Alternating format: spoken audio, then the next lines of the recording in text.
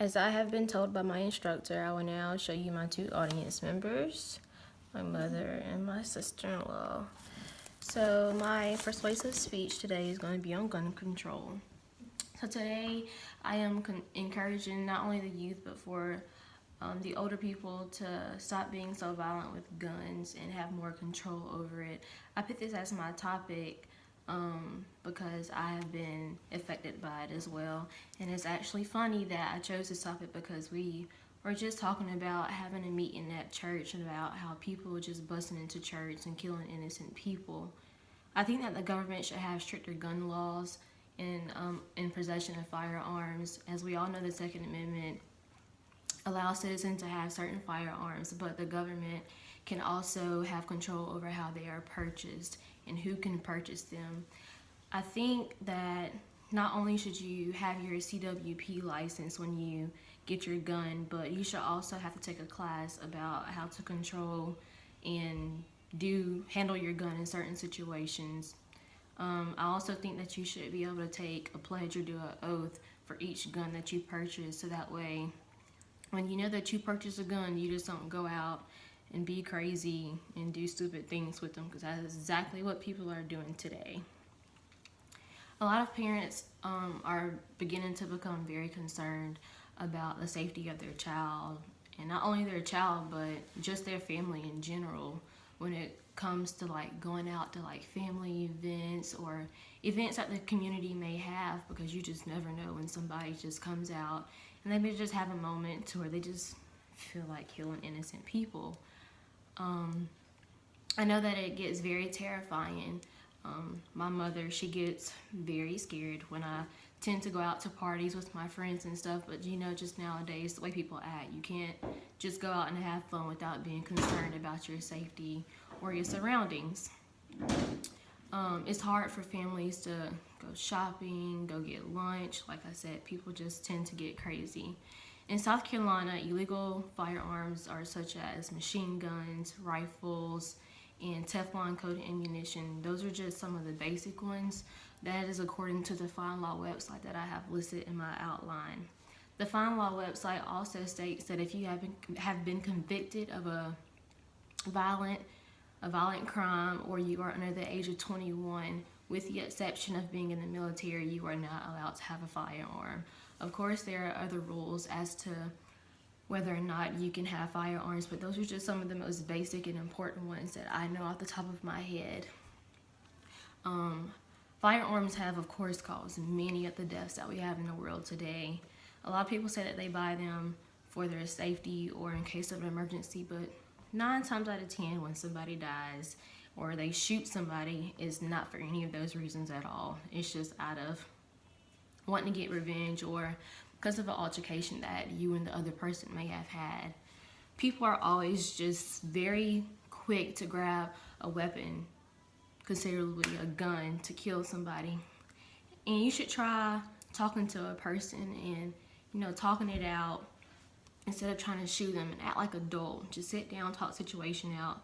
Of course, we all know that fighting isn't a good thing at all, but I would rather you and the other person fight out your issue rather than you just bluntly pulling out a gun and killing someone, because of course there are going to be consequences that you have to face afterwards. And not only that, you just killed someone, so their family has to be able to go through that as well. This is where I may get a little emotional. I've experienced, like I said, a lot of tragedies with gun violence. This year, on October 17, 2017, I lost my cousin. He was 23 years old. A man by the name of Anthony Davis gave his pistol to his 3-year-old son, and he told him to get him. And that is when the little boy went and he shot my cousin Timothy, and he shot him in the chest.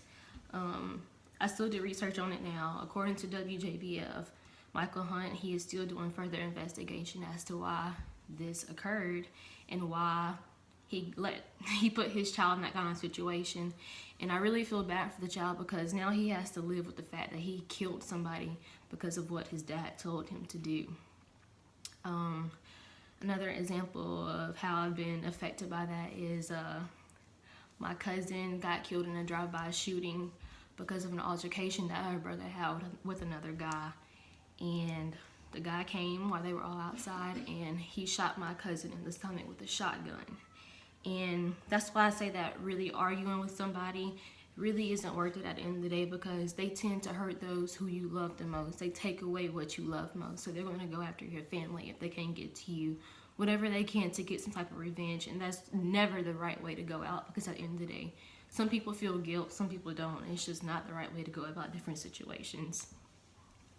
And that's when I say that guns should just not be, there's no point in having them besides for self-defense, which I haven't heard a case when a person has used self-defense at all. I know that you all are aware about the Las Vegas massacre that happened back in October. That is a perfect example of why people are afraid to go out and have fun. So that was just a nice country music festival, and then boom, it got out of hand, and then somebody just had to take away the opportunity to go out and have fun. Lives got taken. Most of the items that he had in his room were illegal to begin with. He had a total of 23 firearms, according to the Washington Post, which of course I have listed in my outline. He killed over 58 people and injured over 489, according to USA Today. I think that if a person has some type of mental disorder, that's what they said he had. I feel as if a person has a mental disorder, they shouldn't have the right to have a gun. I don't have anything against mental people, because I love them. I used to work with disabled kids all the time. But I just feel as if they shouldn't have the right to have any type of firearm, because those type of people tend to have a moment when they just switch up on you, and then some people may become suicidal, and you just never know whether or not you're putting yourself in danger by being with them, or just them being alone. You just never know when they're going to spaz out. And as a person, you should never have the feeling in your heart to where you just want to kill someone, or even a bunch of people, because once again, guns and firearms is the most reason why people are dying in the world today. At the end of the day, shooting someone isn't the easiest or the right way out, because at the end you're taking away somebody's life, and then you're going to face the consequences for it, which is not worth it at all. So people get life in prison, or either close to having life in prison. And if you think about it, all you're getting out of it is revenge, because now you're spending most of your life behind bars. So I encourage you all to just take the time and think about it, and want to have a better community in society. So go out and reach out to other people about having better gun control and not being so quick to grab your gun.